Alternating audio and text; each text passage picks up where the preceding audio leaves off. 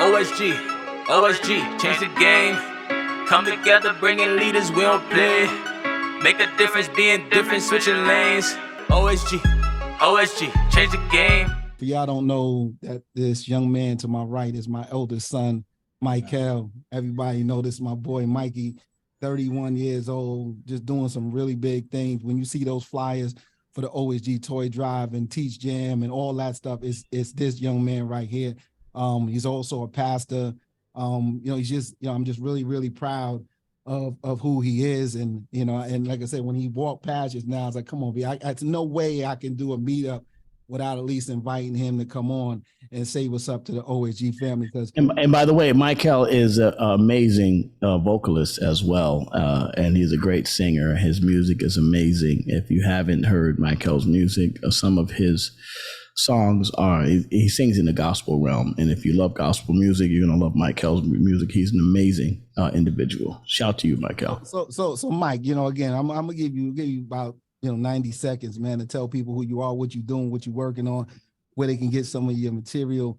Because again, it's not often that I get a chance to share the Zoom screen with my son, man, my eldest son as well. So, Mikey, go ahead, man, talk to the people. Always good what's up, family. I'm Mike, oldest son of Dennis, and I'm super honored to be here. Ladies, what's happening on Blaze?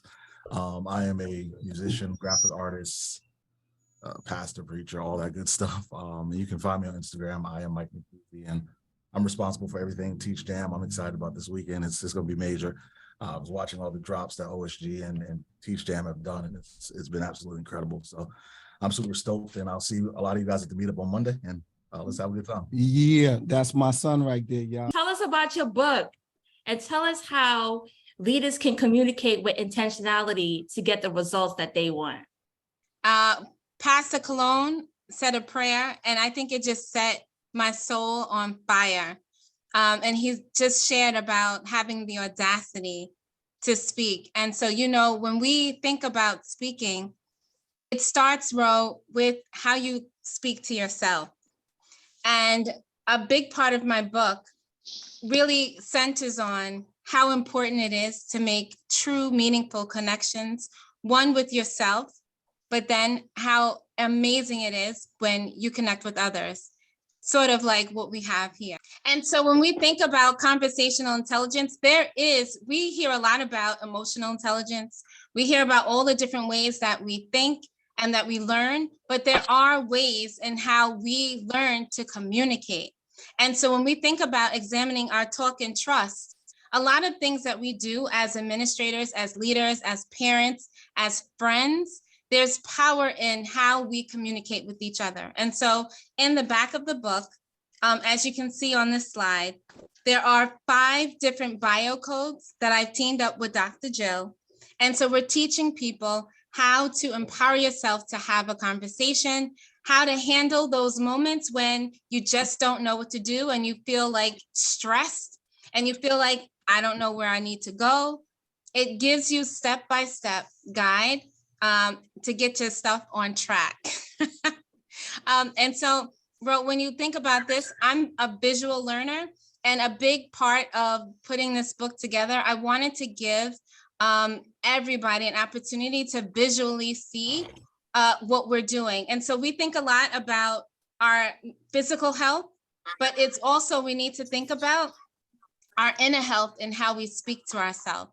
One of the things I think it's important is to bring in research out of this, Ro and Forza. And I think one of the things I've been working with Angela Kessler is really thinking about the audacity of speaking and managing those who support us. And so when we're confident and we're able to share and communicate clearly, we know that speaking clearly is being kind. And a lot of us we don't learn how to speak up. And why does that happen, right? And so many of our students in our schools, they don't get called on. They don't get selected for certain things. And so this book is also a reminder to talk to the students who you normally don't talk to, because everyone has something special. And let's not wait till we are in our situation 40 years later to find why you're here. Imagine how amazing it would be for a 4-year-old to know, like, I'm someone special, and to have that affirmation each and every day. For me personally, people have always said, you're such a wonderful speaker. You speak so well, right? But it's not that I don't get nervous or I don't have anxiety. Sometimes I find that I have all of these thoughts in my mind, and it is trying to like organize it, right? And then it all just begins to come out, right? So I'm really interested in, learning how you channel that energy, or, when you're getting ready to speak. Sometimes we come off and we appear to be so confident, but yes, we do have those inner insecurities and things like that. So I am extremely proud of you. It will be a #1 bestseller on your birthday. I look forward to celebrating with you, and, continue to push and move, like do that book study, bring educators in, bring people in so that they also learn, because I think that it will be a good tool and a resource. But what I want to say to you, Aneesha, as we call the pandemic a plandemic, and OSG was birthed out of that time, consider all of the growth and the fruit out of the turmoil you began this pandemic in. And look at you now, principal, author, about to complete another rotation around the sun, inspiring people, all kinds of VIPs coming to your school to see the amazing work happening at PS35. So I want to say to you, congratulations. I am proud of you. You deserve all of this and more to be a bestseller. This is your time and your season, and walk in it. Do not scurry and run from the light. Stand in it. I got the opportunity to become an assistant principal and then principal. I took it upon myself to really make sure that I made time to connect with my staff. And early on, it was not intentional. I was just trying to do all the things of making sure that my team felt supported. And as I'm gaining more experience, I'm learning and navigating the changes within education, the changes within my school, the changes within my district. I started to learn, okay, I have to be more intentional with what I'm doing.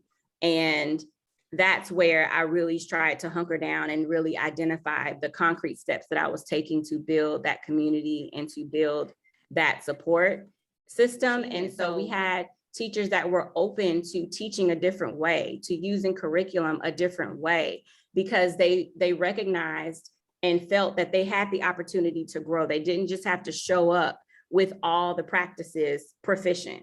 They had a space to grow, and they saw their students' data grow along with that. And so I think without that approach, I definitely would have been met with resistance and wouldn't have been able to build a culture where we had memory.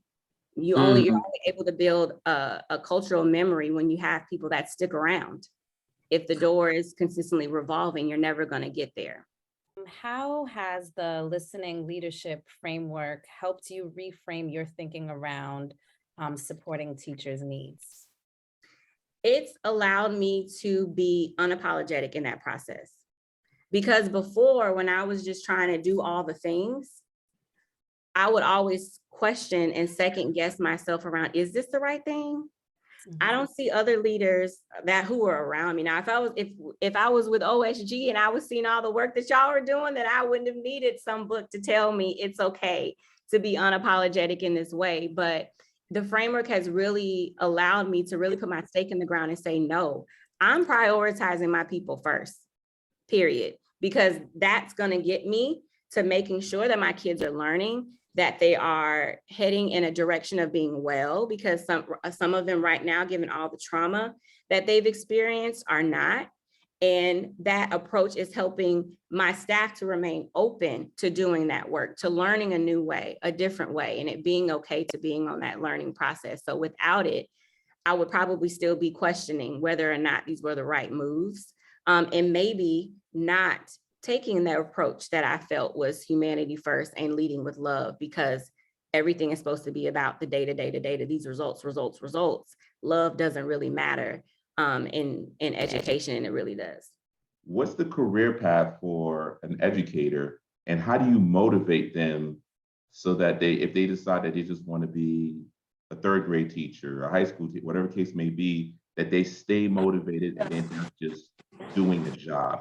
It starts with having conversations with them about what they want to do, what their aspirations are, how do they see themselves in the field, 2, 3, 5 years from now, and then knowing that, what can I do to support them get further down that path? It's having that conversation with them first, because some of my youngest teachers that I have right now don't want to remain in education, but they feel like it's important that they're teachers in order to go off and do a great job as a social worker, because they're working to get their master's in social work, or they want to write and develop curriculum, and they feel that it's important and it's valuable that they have experience in the classroom to inform their practices once they start doing that type of work. And so it's having those conversations. And so with those teachers, I go to them for, when we're vetting new novels and texts for our students to read, I'm pulling those teachers into the fold. Hey, come take a look at this. Let me know what you think. Is this going to keep us aligned to our mission and our vision and our goals for this school year? With my teacher, I call them my young spring chickens, that is interested in social work. She's lockstep with me and our dean of culture when it comes to looking at our student SEL behavior data.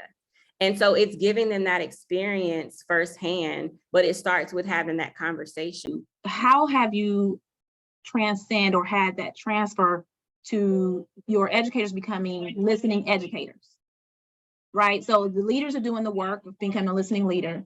And then how has that transcended for your teachers so that they now become these listening educators doing that similar work in their classroom? That's a process that takes a lot of conversation and unpacking. We have a lot of circles at my school. We are good to have a circle and come together to talk, and we bring in real life scenarios and situations and unpack them.